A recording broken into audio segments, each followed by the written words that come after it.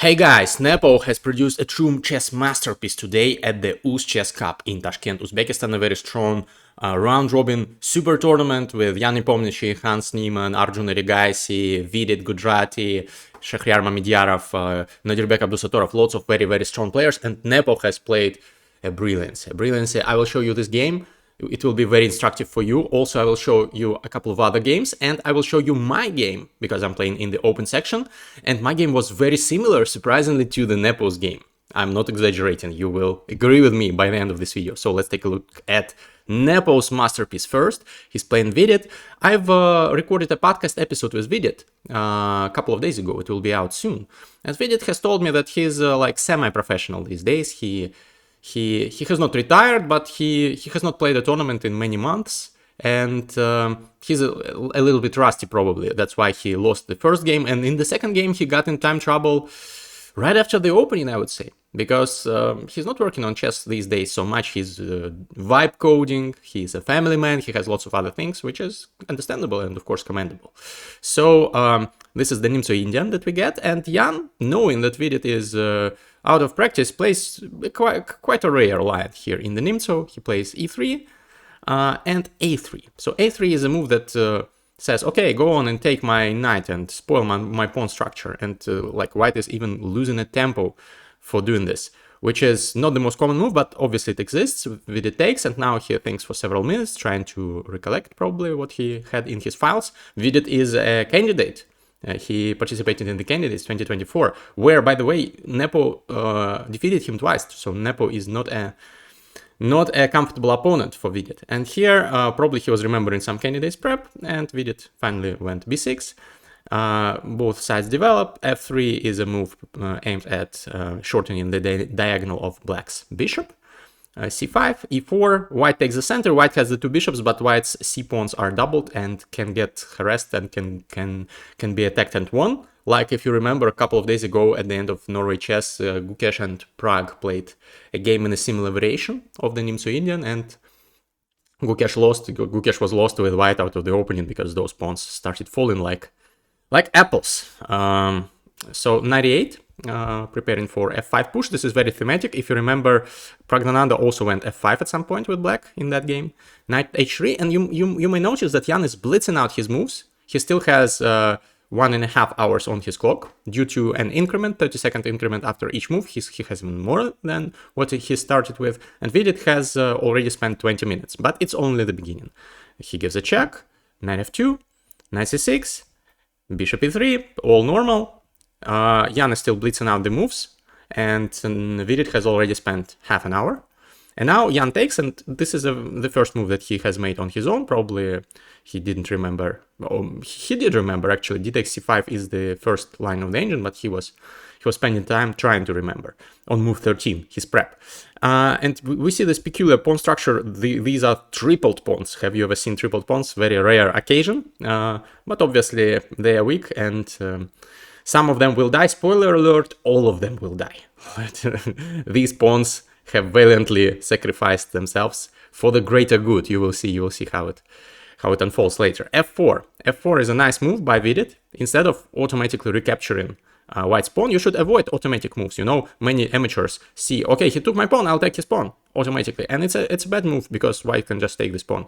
Or even better, first include rook b1, attacking the bishop, avoiding the automatic capturing of the pawn, and then when black defends the bishop, then we can take the c5 pawn back. But black avoids this automatic recapture. Black attacks the white bishop, and this is a very instructive moment. Nepo also avoids an automatic move. Automatic move would be to drop back with the bishop, for example, somewhere. Nepo goes g3. If your piece gets attacked, you can attack a piece of your opponent instead, and not retreat. And this is a pawn sacrifice, because takes. Black has won a pawn back, because black has given a pawn on c5, so pawn material is equal. But you see the g file and the h files are now open, and black's king might get itself in a pickle. Rook h3, a very strong move by Nepo, harassing the black queen. Check, and bishop blocks. Now there are some threats like knight g4 with discovered attacks on black's queen, so black's queen has to retreat, queen g6.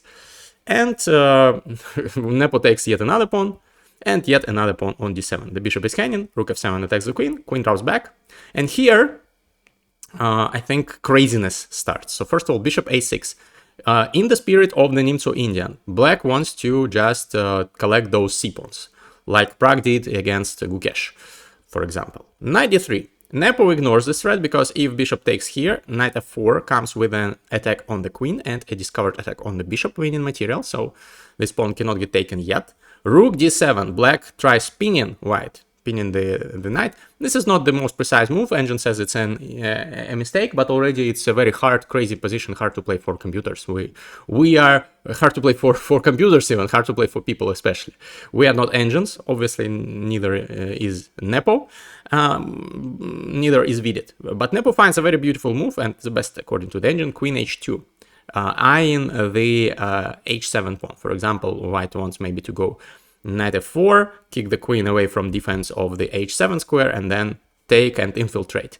But Vidit is not afraid. He goes queen f6. He says, okay, take my pawn, I'll take your rook, because this pawn on c3 will fall with check, and then a1 rook will get taken. And Nepo says, okay, I'm giving you my rook. It's a rook sacrifice. Very, very beautiful stuff. So, of course, black takes, and black takes the rook. Black is up a rook, full rook, for just one pawn. But white is crushing. Rook h8 check, and now queen h5. And it turns out the king cannot run. So if the king runs this way, so king e7 is the move by black. Black cannot run this way because this knight will get taken. Probably black wants to run this way, but white goes e5 and prevents this, and also cuts coordination of the queen with those pieces. And also now bishop g5, if it comes with check, the knight cannot block. So e5 is a great move, and white is completely winning, even though white is temporarily down a full rook.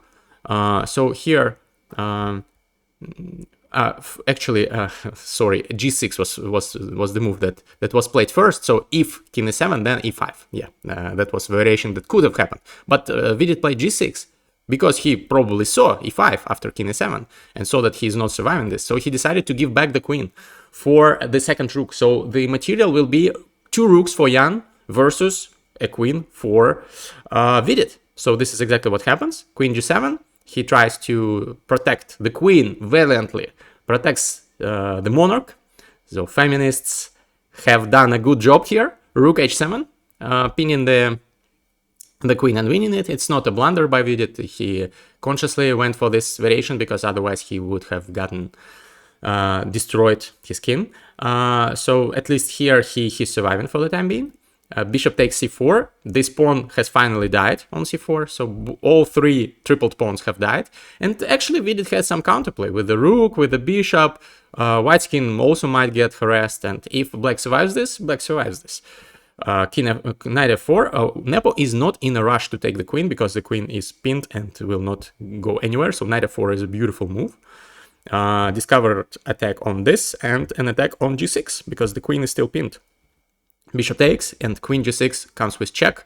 King cannot take the queen because the queen is protected by the knight, and the queen cannot take the queen because the queen is pinned. Hopefully my explanations are clear enough. King g8. And finally, Nepo takes the queen, and he's completely winning. And you see the time usage. Nepo has still over an hour on his clock, whereas Vidit has less than 5 minutes because he spent so much time in the opening, and then he was defending this crazy, horrible position, and he was trying to find resources, but there were not many resources. It was just lost after this rook sacrifice. And now Nepo somehow continues. In the post-game interview, he said that it's just a rookie mistake, that by inertia he continued playing very fast. He could have won immediately with knight h5. There is a threat of knight f6 check, winning the rook with a fork, and after rook f7, for example, you can just, like bishop h6 is the top engine move, but easier for a human is just to take, and then take here with check, and you win the knight, and everything collapses for black. So knight h5 is like almost resignation. But Nepo takes and forgets that black has knight e5 attacking the queen. The queen has to drop back. And now white has somehow forgotten to take this bishop on f1, and it happily escapes. And suddenly black has a very good position. Actually, it's equal, but black is up material. Black has 2 rooks and a knight for a queen and 2 pawns. So a crazy material imbalance. But not just 2 rooks. 2 rooks are usually enough for a queen. Sometimes more than enough. Sometimes 2 rooks are better than a queen and a pawn, for example, when rooks are well coordinated. But here, Vidit has 2 rooks and a knight, but Vidit has just 2 minutes on the clock, and the position is crazy, complicated, attack continues, and anything can happen here. So knight g5 retreats. Jan very correctly decides that he should not trade the pieces, he should continue the attack. Now this knight also is hanging.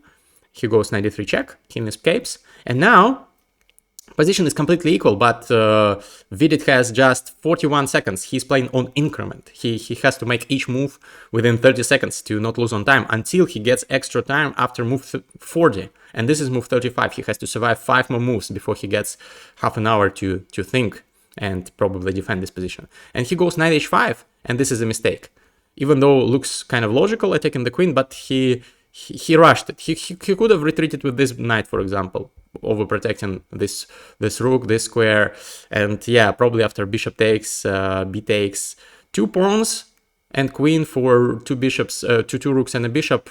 Well, it's a crazy position. Still, anything can happen, but black should make a draw or even win this game if placed precisely, because black has a lot of pieces. Instead, knight h5 happens, and queen g4 is blitzed out by Nepo, and the knight and the queen and the rook are both attacked. Knight f6 defends the rook and attacks the queen, but now queen f5, and there is a problem. There's a problem. Everything is hanging. There are threats like e5, for example, attacking this knight, and the knight has to stay guarding the rook, so something will be lost here. So, and also the knight is attacked right away. If the knight moves now, the rook will fall. So rook f8 defends the knight, and now e5, and the knight cannot move because the rook will get taken. So black has to sacrifice the other knight, and now the material is as follows: queen for just 2 rooks, queen and a pawn for 2 rooks.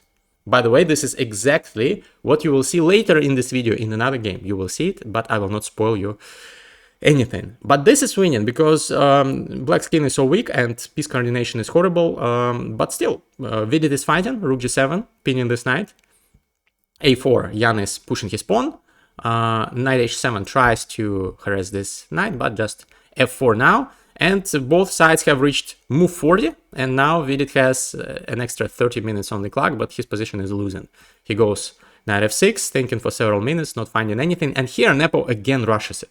He could have just gone bishop d4 and positionally dominated, and sooner rather than later he would have won this. The engine says it's +3 already on high depth. But he rushed it with taking the pawn, and obviously he saw knight d7 forking. But in the post-match interview, post-game interview, he said that he noticed this funny resource: queen d4, knight takes bishop, and if queen takes bishop, it's a draw. Rook takes f4, and then this knight is hanging, and this, and the knight will get taken, so it will be a draw by perpetual check probably. But Nepo did not want to take this knight. Instead, he wanted to go a5, again, using the fact that the knight is glued to the bishop, and if the knight retreats, white takes this bishop with check, and white is winning. But Vidit finds a very nice resource here. Rook d7, not doing anything about the hanging knight, but counter-attacking the queen. Now, if queen goes here, for example, bishop d5 comes with check, and black survives, and then the knight will escape. So after rook d7 probably was missed by Nepo. He thought for some time, he took the knight, and now rook takes f4 comes. Yeah, black is just very comfortably drawing this because black has 2 rooks for a queen and a pawn, and black is not getting checkmated. But again, Vidit is near in time trouble. He has 13 minutes, and Jan has almost 1.5 hours. Jan goes king g3, attacking the rook drops back, a6, and Jan has this very dangerous passed pawn. Actually, when a queen and a pawn are playing against 2 rooks, it's very important if a queen has a passed pawn. Then some chances may exist for the queen side. Rook g7 pins and attacks the knight, king g4, and suddenly white is winning. Apparently, rook g7 was not the most precise way to defend this, but it's very hard. It's very hard to defend this for a human. King g7, because of this pawn. Without this pawn, it would be a completely drawn position, but somehow Vidit allowed the advancement of this pawn. He gives a check, but the game goes on. He gives another check. Now black cannot take this because of this fork with a check and losing the rook. So instead, black sacrifices the bishop for a pawn, and this is a very important position. If Jan just blindly takes back, black takes, and it's complete draw. No forks, and 2 rooks are just as good or even better than the queen. But Jan does not take the bishop. Jan goes check, and there's a problem because the king safety. If king goes here, for example, queen d6 is a fork, winning the rook. If king goes here, this is a check, and then this is a check, and yes, again we are winning a rook with a fork. So black has to block with the rook, and black blocks with the rook. And the problem here is that we take. If rook takes, we'll take just the bishop, and queen versus rook is winning, but black has this bishop check, and then black takes, and it may be a draw sometimes with the rook and the bishop against the queen when the pieces are well coordinated. But here the king is too weak, and there are lots of zugzwangs where the bishop will get lost due to a fork. And Jan advances his king, and the engine says this is winning, but it's very hard. For example, in this position, queen e4 is winning. Queen e4 is winning, or queen g6, or queen c6, but the move that Nepo made is not winning. Queen d6, now it's a draw apparently, but only engines can calculate like 10 moves 10 moves ahead. For example, queen e4, this is the engine line. King here, check, here, check, here. Now rook checks. Now the rook has to leave the defense of the bishop, unfortunately for black. And now checks begin, and this is a fork, and the bishop gets lost. But it's not a forced line, so black could have defended in 5 different ways, and to calculate this all until the end is impossible for a human. So Nepo does not go queen e4, he goes queen d6, but Vidit also has 2 minutes, and he does not find the precise moves as well. So here, for example, queen d5 is a draw, and queen d4 is a win. But again, you have to calculate like a computer to see it. Jan goes queen d5. Again, there is a precise defense for black because the bishop retreats to d7, and now it should be a draw after this check. But Vidit tragically blunders here. After a long, tiresome defense, it is obvious that I think, to me at least, that if he gets more practice, he will not make such mistakes, but he's out of practice, and it's very hard to play. Peter Svidler in a podcast episode on this channel, check it out, told me like when you don't play too much, when you are like semi-retired, you get rusty, you double check yourself all the time, you don't have good time management, you make some hasty decisions sometimes you think too much, and that's exactly the problem here. So here Vidit, by elimination, should have found the only drawing move, king g8, because if king here, queen h8, check wins the bishop with fork. King g8 makes a draw, then the bishop retreats, and there's nothing for white. But he went here and fell victim to this pin. Unfortunately, he cannot do anything about it, and the bishop is just lost. Here, of course, white is not taking the bishop because rook h5 would make a draw immediately, winning the queen for the rook. But first, white gives a check, another check, and then takes the bishop. And the rest is a matter of a very simple technique, queen versus rook. You win such endgames by either checkmating your opponent or winning a rook by fork. And here, both of those motifs are combined by Jan Nepomniachtchi. He gives some checks, he threatens checkmate. Queen c8 is a checkmate threatened in one move. So here he gives some checks, and he wins the rook via a fork. And he's winning this position, this game, crazy game. Yesterday he lost, today he came back. It's a masterpiece, I think, even though the conversion was far from ideal. But this is typical Nepo, rushing it too much. He rushed it in the match against Dean Lejeune, and because of that he did not win that match, even though he was like 95% or 97%. He had this odds to win the match at some point. The bookmakers were giving him in one of the like penultimate rounds, or I think 2 rounds before the end, he had a winning position, leading already, but he spoiled it and lost that game, and the rest is history. So here he emerged on top. Let me show you a couple of more fun positions. This is Shahryar Mamediyarov against Abdusatorov and Nodirbek Abdusatorov, another guest of my podcast. And here Nodirbek won this game. It's black to move, but black has a very nice resource that you can find. Pause the video if you want to find it. 3, 2, 1. Queen a1. That would have drawn the game because of this beautiful fork. Probably Shahryar saw it but did not believe in his chances in the endgame. But this endgame is... it's possible to save it if you find the precise move. Only one move draws. f6 here.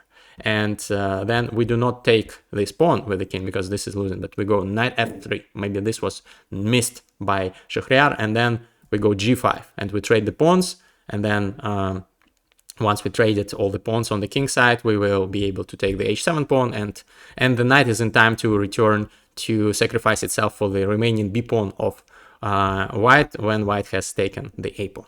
So, but this is very hard, and Nodirbek won that game. And another game where a very nice position occurred is Hans Niemann against Shamsiddin Vahidov, who is an Uzbek grandmaster. Shamsiddin was valiantly defending throughout the whole game. This is a queen endgame, and queen endgames are even harder than, like, they are harder than anything in chess. Only computers can play them precisely. And here, this was like hour 6 of play, maybe even more. And both players missed a very obvious tactic, black to play and make a draw. 3, 2, 1, queen f7. It's a check, and white has to take this queen, otherwise black will take white's queen, and you see black's king has no moves, and it's a stalemate.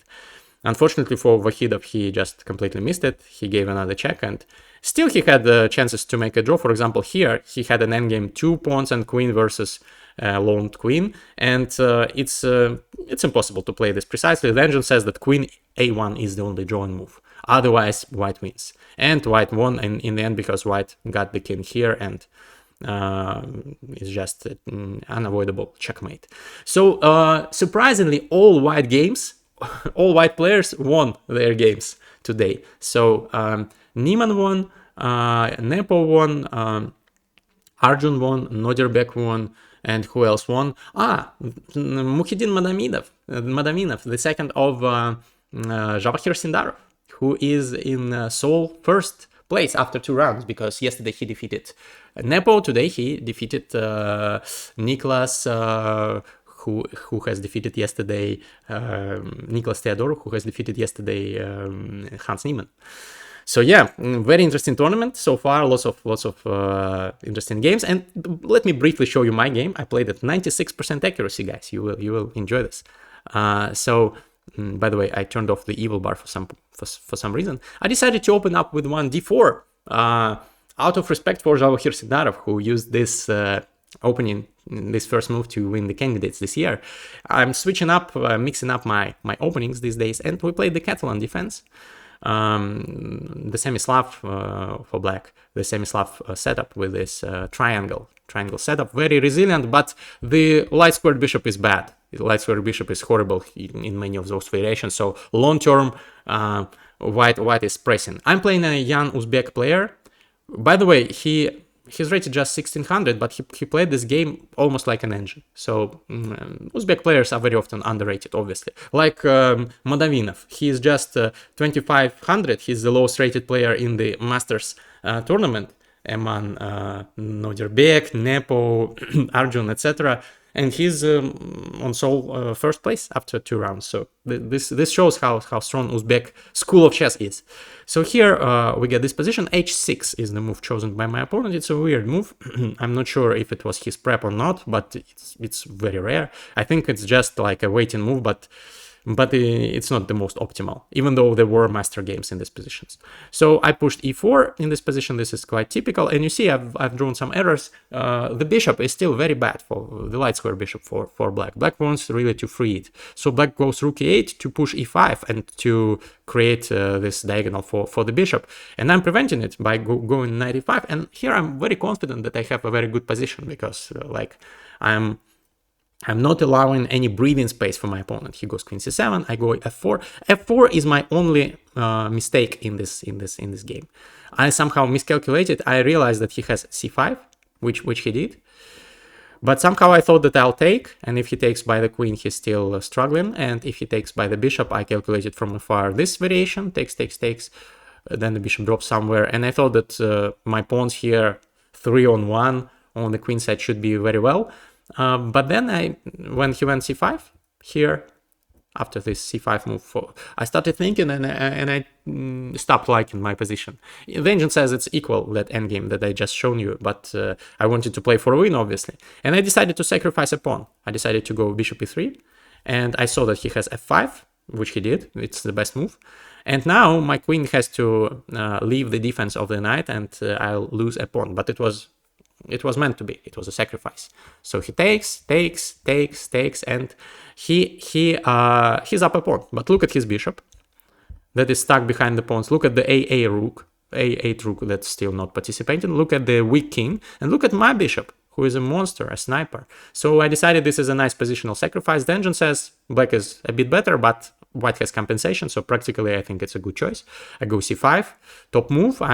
In some variations I even want to go c6. Also I want to prevent him from going rook b8 and b6 and bishop b7, freeing his pieces, because when he goes b6 I can always go c6 and my pawn will be very, very dangerous. He goes queen c7, and now I've set up a trap which he fell into by the move rook c1. Can you see the trap? He goes bishop d7, very logical move, wanting to trade the bishops. And I go queen b3. You see this nice geometry of the board. First of all, I'm attacking the b7 pawn, but I'm also attacking the f5 pawn. Have you noticed this from afar? Because the e6 pawn is pinned. There is a king at the end. So rook takes f5, rook cannot get taken back, and he missed it. He looked frustrated visibly. He went bishop c6.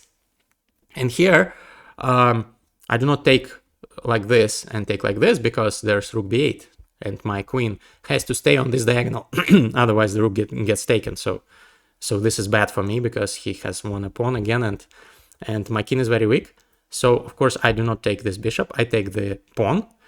I let him take my bishop, and I also calculated this variation: bishop a4, deflection. If I take the bishop, he can take my rook with the pawn, because my queen has to stay on this diagonal again. But I can go here, queen c4, and if he continues harassing my queen, of course I can repeat and make a draw, but this was not my intention.